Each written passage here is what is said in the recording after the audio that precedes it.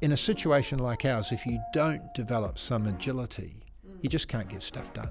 When people see me and want to engage with me, and it's not because they lost their bag, it's usually about, hey, what can we do about getting back to London, for example? In all likelihood, the sort of airline ecosystem, in my view, is going to be a challenge in some areas like engines and spare parts for probably 2+ more years.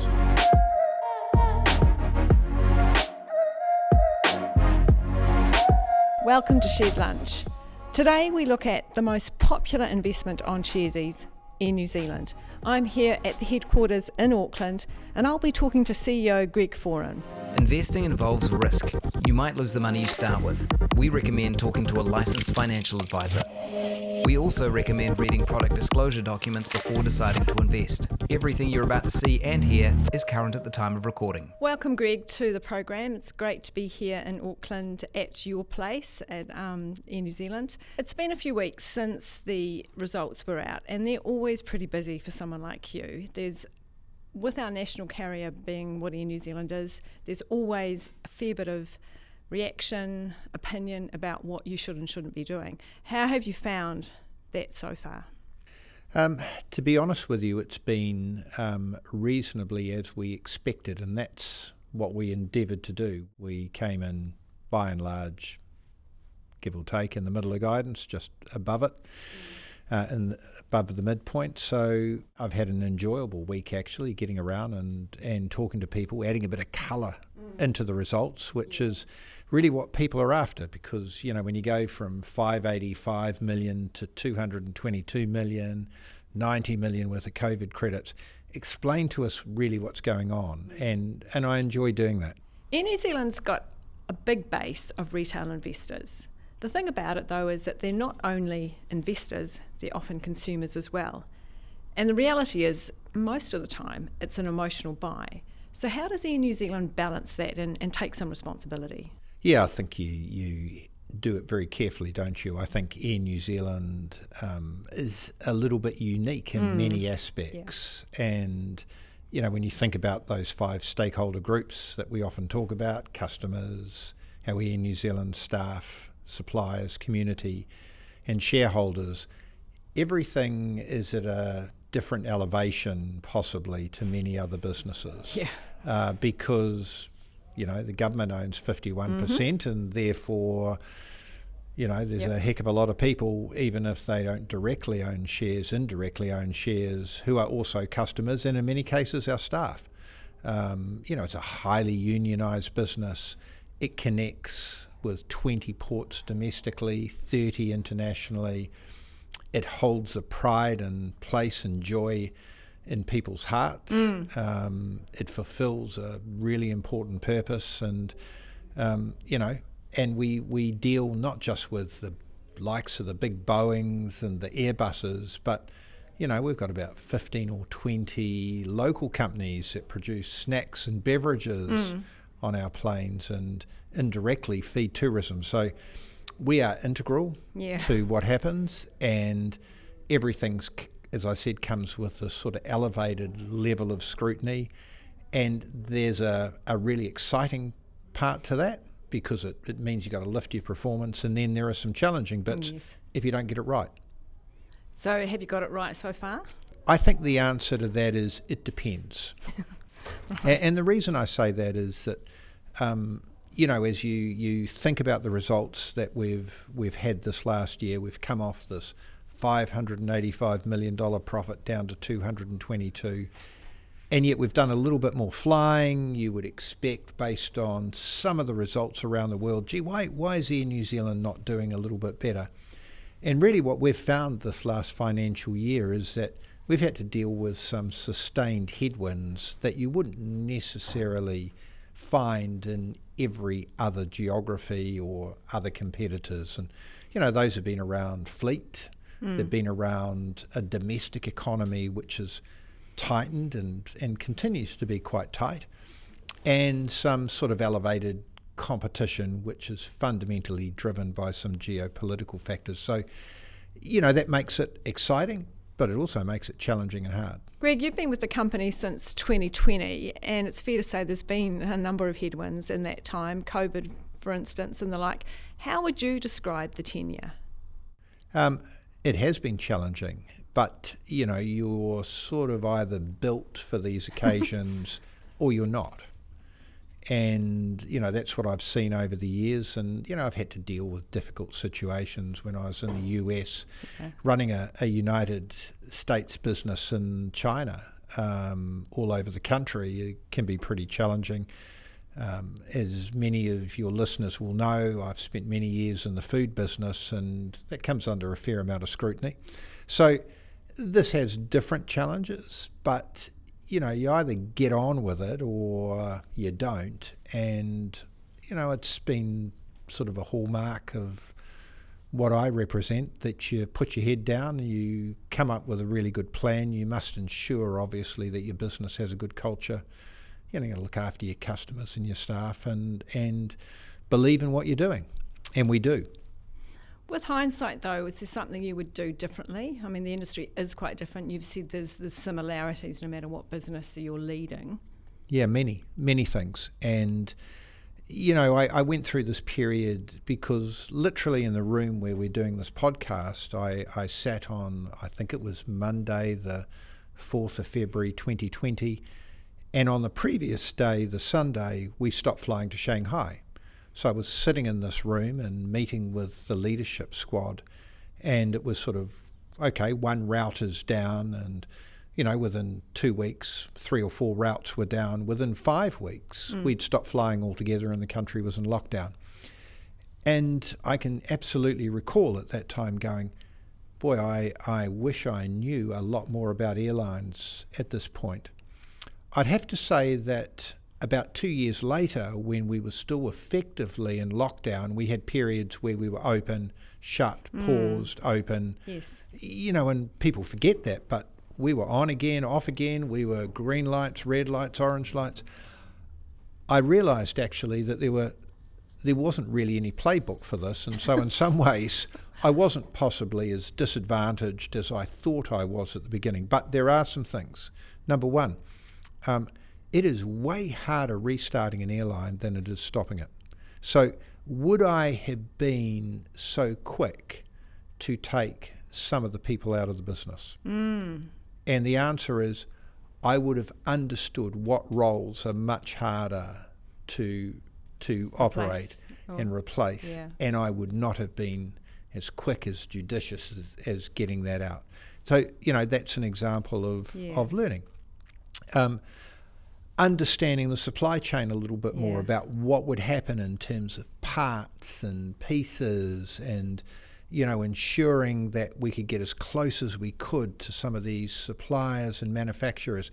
And I'm not just talking about Boeing or Airbus, but Safran is a massive supplier, so getting in close with them and understanding we might have a problem with the actuators and the business class seats, and they're a little electric motor that moves the seats up and down. I realised that my knowledge of that wasn't as deep as I would have wanted, and I can tell you as some of these events, you get little microcosms of them play out, you learn. So for example, we're not going to be back in Vanuatu anytime soon. We were flying into Noumea. It's been, extended in terms of closing that area down. We'll keep the people on, thanks, because I know how hard it is to restart. Thinking of the headwinds, you've talked about a few. Headwinds can be things you may have some control over or not, say as with the economy, with inflation. That was a big part of what happened with the result. Is there, or are there headwinds that you do think you can work with, that you can hedge for, you can make some headway with, if you like? Well, I think the answer to that is yes, and where we can, I think we're doing a reasonable job of doing that. So, as we saw things tighten up a bit as early as sort of August of last year, so over a year ago, we'd gone through the FIFA World Cup, we'd had a pretty good July, and we could see coming into an election, things were going to get tight. We were hearing that, should there be a change in government, spending would come down. So, you start preparing yourself for trimming your sails a bit. So you do that. There's always opportunities in productivity. We've spent a lot of time over the last few years working on areas of the business where we know if we give people the right tools, then they can be more productive. Now, some of those are physical tools like ground service equipment, getting the right pushback tugs or pallet loaders. Others can be things like replatforming the call centre so that you've got a much better process there for handling calls. We used to have about 800 people working in the call centre. We've got that down to 500, and there is room to go even further, not just because of that tool, but because we also replatformed the customer app. There's now considerably more things that customers can do self-service. So we've reduced the call volume from sort of 50,000 calls a week down to about 25,000 calls a week. So you're always looking at the things that you can control. The ones you can't, sometimes you just have to stomach those and move on. One of the ones that sounds like it's hard to control is getting new aircraft with Boeing, and you've got the Neos and the Dreamliners, and at one stage you had $1 billion worth of assets on the tarmac not flying. You've talked at length about what had happened and the like. Where is that going in future? I mean, you've got to buy or put contracts in for airliners years and years in advance. So is there much scope there to change suppliers or change your contracts or have some more certainty? Well, I think there's always areas that you can go in further.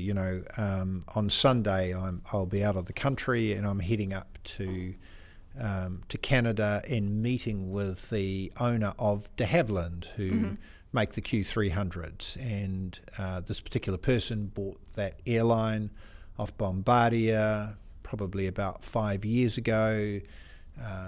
We have a fleet of Q300s. They aren't making that plane anymore. So there's always an opportunity to sit down with these people and say, okay, what is your strategy? Where are we going to go? What are we going to do? You just can't sit there and wait.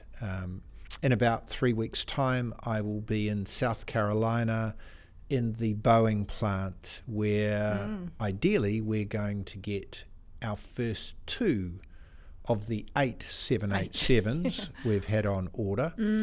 And hopefully we'll be able to see those come into the country around about October, November 2025. But, when I go there, I will meet with the chief executive of Boeing, who's just started, Kelly, and their team, and make sure that we're on the production line, that things are going to happen. By the way, we'll have engineers full-time as that plane is being built up there, which is standard practice for us to ensure that all the specifications meet our specifications. So there's always things you can do. But it's hard. Yeah. And, if you have a situation like we've had with Rolls-Royce, we make a decision on a Trent engine back in 2004. There were 2 choices. We could have gone with the GE engine. We could have gone with the Trent. We made a decision to go with the Trent. We got the first of those on a plane back in about 2014. And really since about 2017, that's been a challenge. Now, these are expensive pieces of kit. So to suddenly say, well, I've got 28 of these engines because I've got 14 of these planes, I'll tell you what, I'm going to rip them all off and go and put GE engines on them. That is too much to digest. So you then got to sit down with Rolls and say, how are we going to fix this problem? And it's global. There are around about 23 787s parked on the ground around the world at the moment because there are not enough engines to fly them. We had 4, but the good news is yesterday we're down to 3. We were able to get a couple of engines, so we got another one back flying. Right. So you got to push, you got to work at it all the time, but you also have to accept that in all likelihood, the sort of airline ecosystem, in my view, is going to be a challenge in some areas like engines and spare parts for probably 2+ more years. Does it make any difference that we are the small country island in the Pacific. I mean, if we're talking with the likes of Boeing and Rolls-Royce, they're big players, and there's many others in the world who've got much more money and might than us. Does that factor? There's always a risk it does. And, before I took this job, I was on the other end of the scale. I was with a business that employed, in the US alone, I had 1.4 million staff, 5,000 stores. Who doesn't want to do the deal with Walmart? Yeah. The reality, however, is that does have a component, but the other part of this is how do you bring something to the table with your supplier or partner that will excite them? And I'll give you an example of how we can play in this space. 2 examples, actually. When the first of the 787s come down and we start flying them ideally at the end of next year, they're going to have a product on them that no one else in the world has got. It's called Skynest. Oh, yeah. And what's that worth to Boeing? Because it's not just the delivery of, their 7th 787 for the month, because that's sort of what they'll be trying to make, 7 or 8 or 9 of these planes a month. This is the first in the world. And, by the way, that fits in with our DNA because we were the first to have a sky couch on there. So what do you bring to the supplier that they can't do? Another example, we hope that within about 4 weeks' time, around the 14th, 15th of October, one of our 787s will head up to Singapore and will begin a retrofit. And this plane should be back just before Christmas with a completely new setup for seats and business class and premium economy and economy, with new entertainment systems, with new galleys and bathrooms. So it's one of the existing 14 787s completely retrofitted. Here's the interesting thing. We are the first company anywhere to have done a retrofit of an old plane to that extent before a new one has been built. Because normally what you would do is that you would say, I've got some new product that I want to put on the plane, new seats or new galleys or whatever. The next one that's going through the big production line, I'm going to get it done there. The new plane, yeah. So why did this happen? It happened because we sat down with Boeing about 3 years ago, not long after the country had reopened, and we spoke about when we were likely to see planes, new ones, and what we could do about retrofits. And they explained to us, as you would expect, well, we'll get the new plane off and then we'll start thinking about retrofits. And we said, yeah, but if you're going to be delayed, this could be putting us behind the 8 ball. And the other complication they said to me is, we also got a problem. We had 1,000 engineers between the Ukraine and Russia. And we've lost all those people because we've had to go fight in the war.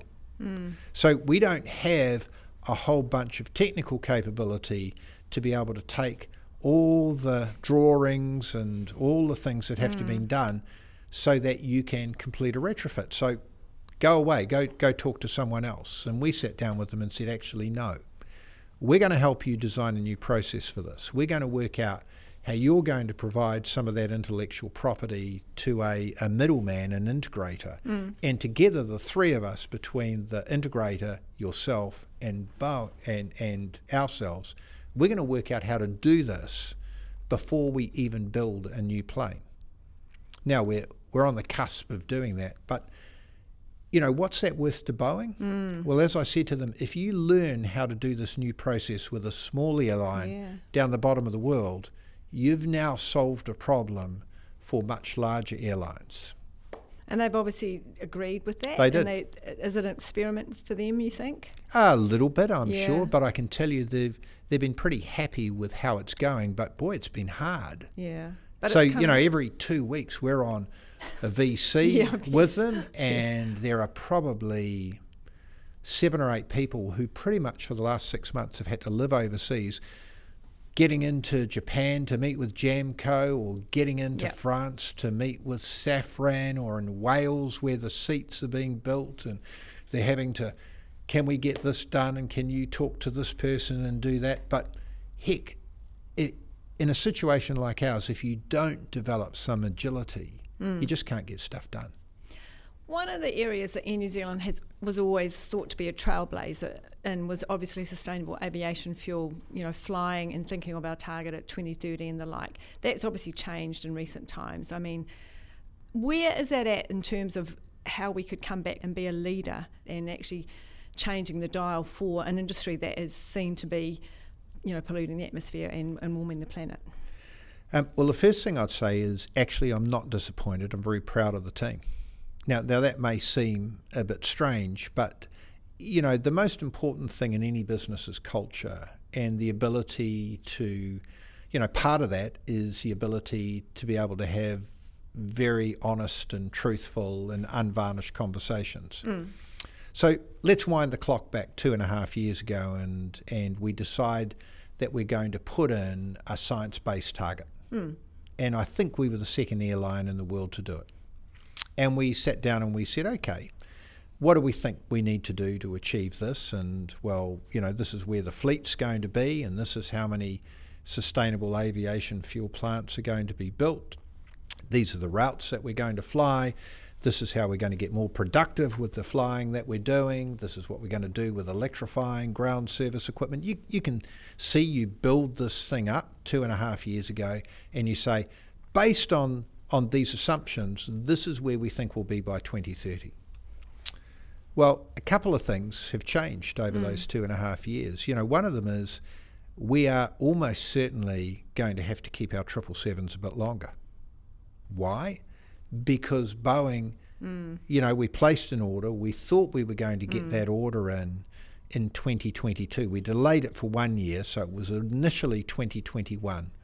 And we said to Boeing, look, COVID, all the other stuff, delay those till 2022, and they said that's fine. I've just shared with you the earliest we'll see them is the end of 2025.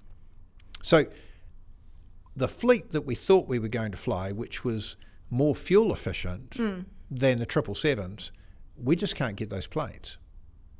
So there's no point hiding behind that. That is the reality. At some point, if sustainable aviation fuel is the solution, and at this stage that is the solution. Yeah, right. The current 30 plants or so that are around the world need to increase to about 5,000. So think about that. Yeah, 30 plants numbers, to about 5,000. So as we look at that and we say, well, okay, we're working really hard at the moment. We want to get to 2% of our fuel being sustainable aviation fuel this year. 2%. To hit the target in 2030, you've got to believe that's going to get to 17%. That's a lot of extra plants that have got to get built between now and the end of the year. What's going to happen in terms of regulation on this? Is it going to get mandated or not? Yeah. So, what we've done is we've said, hey, let's just take a look at this. Because you've got to put your hand on your heart and you've got to say, I'm going to hit that goal. And if you have some situations that have changed, which we have, as I've just shared with you, the appropriate thing to do is to remove that and then to reassess. There is no change in the commitment to how we feel about sustainable aviation fuel, to reducing carbon, to all the other activity. We've got an electric aircraft which we'll be using as a demonstrator down here. Yep. To the activity that happens around our business, to removing cups, to electrifying equipment. None of that's changed. And that's why I began by saying to you, I'm proud of what we did, because I am. The wrong thing to do would have been to delay making that decision and then be put in a corner later on.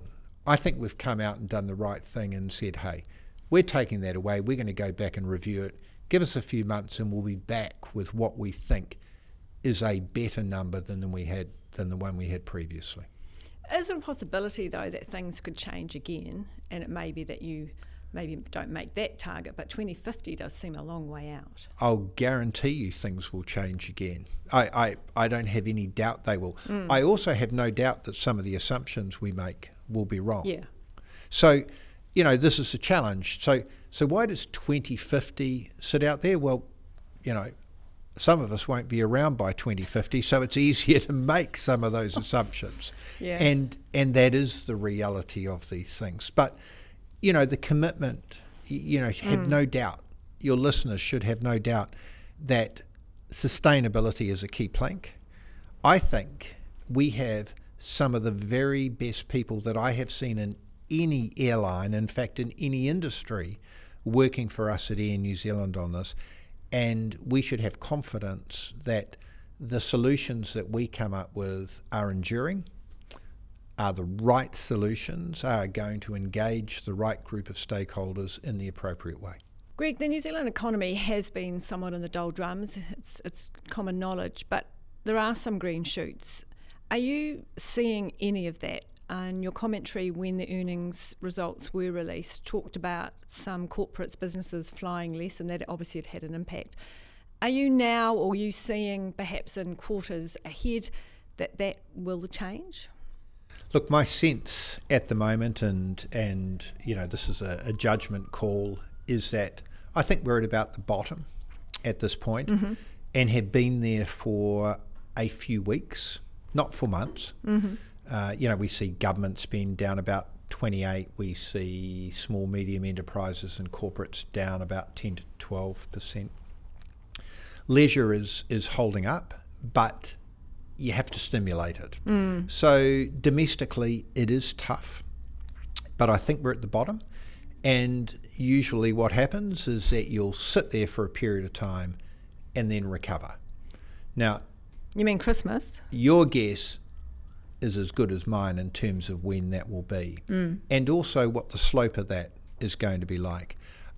I'm not expecting it to happen immediately, but maybe we get through Christmas, maybe we get into next year, and people then start to ease their way out of it.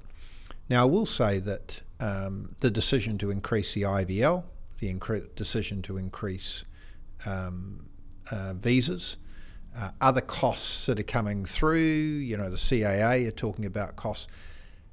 That doesn't help the situation right, because about 20% of your domestic business is fueled by people flying into Auckland and jumping on a plane to go to Queenstown or go to the vineyards in Blenheim or wherever. So, the headwinds are there for a bit, but I am encouraged that it's bottomed, and in time, because it always does, people are going to get out there and start spending. Just looking now at some of the routes, I know India was one that you've mentioned in commentary in the last few weeks, and we have actually had some investor questions asking when that might be a possibility.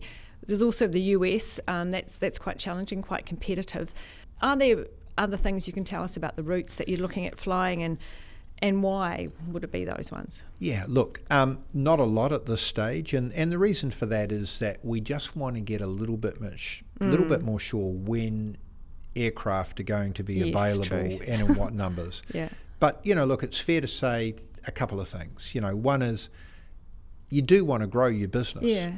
Because in a business like ours, it's very hard unless you've got some growth around, I'm doing some extra routes, I've got some more seats on, and etc. So that's always top of mind, and we sat down and had a look at the 5-year plan 24 hours ago, and I like what the team are pulling together there in terms of the sort of growth that I'm seeing. I would say also you want to be a little bit careful about trying to expand too quickly. Because you're buying really expensive assets. You need these planes to be operational a lot of hours of the day in order to make money. But there are always a few opportunities that you want to look at, and it makes common sense for us to consider India at a point in time. Not sure when at this stage, but we get a lot of traffic heading up to Singapore. A reasonable amount of that traffic goes on to Europe, but a surprising amount peels off and heads to many locations within India. So that's something that we're going to continue to look at. And then the other one that continues to be on our mind from two aspects, one of them is getting back into Europe. And, would be the most asked about route that I have. So when people see me and want to engage with me, and it's not because they lost their bag. It's usually about, hey, what can we do about getting back to London, for example? Yes. So it's a very asked about route. Yeah. We stopped flying there, I think, 2019. So, it's not as easy as just saying, well, let's just turn it on again. No. Once again, it's planes, it's all that stuff. So we need to think carefully about that and when. And then the other thing is the competitive nature of that. You just don't run your airline in isolation. So, whether it's sovereign carriers coming in from the Middle East or carriers from Australia, we need to be very careful that we protect our market share. So, we think about these things carefully. Greg, you haven't given any guidance. You've said that things are too uncertain, and the market, for the most part, has accepted that. For retail investors, though, what would you say to them when they're thinking about what they should be doing with their portfolio? Air New Zealand might be an emotional buy, it might not be though too. I mean, how would they prudently assess what's going on without guidance? I think you've got to listen to these sort of podcasts and hear it from people like myself and others, and then test the experience when you fly. So I'll give you some examples. The headwinds that we've spoken about around fleet, around the domestic economy, around the added cost and the complexity, particularly around fleet that get added into the business. You've got to put some more people in the call centre. You've got to deal with more disruption. You've got to change twice as many engines, which is what we're doing at the moment. And then, the competition that's coming out of the US, which is about 52% more seats than what we've traditionally seen. So not 5% more seats or 10%, 52% more seats. So you have to say to yourself, okay, so I understand those are some of the factors that you're dealing with in Air New Zealand. You've got fleet, you've got domestic, and you've got some increased competition out of the US. Okay, I understand that. Now, what am I seeing and feeling about Air New Zealand as a business? What are the things that would want to encourage me? What's it like when I ring the call centre? Am I getting through pretty quickly? Are they able to solve problems with speed? Am I able to solve more problems because I now have a new app on my phone? How quickly and efficiently are things working? So you make those calls and you say to yourself, the headwinds are the headwinds. Realistically, how long are they going to stay? As those start to dissipate, which they will, all of them at a point in time, is this a business which is well positioned to grow? And I would say to you, the answer is yes. We're building an airline here that is going to be built to last. So I have complete confidence in it. And I don't say that in a misguided way. For sure, I'd like the profit to be a bit better, but I can explain why it is. And we're not about just putting the fares up to cover some of those issues. We've tried to be very balanced about that. We're making good decisions on fleet. We're working hard to continue to improve the product. So I've got a lot of confidence in Air New Zealand.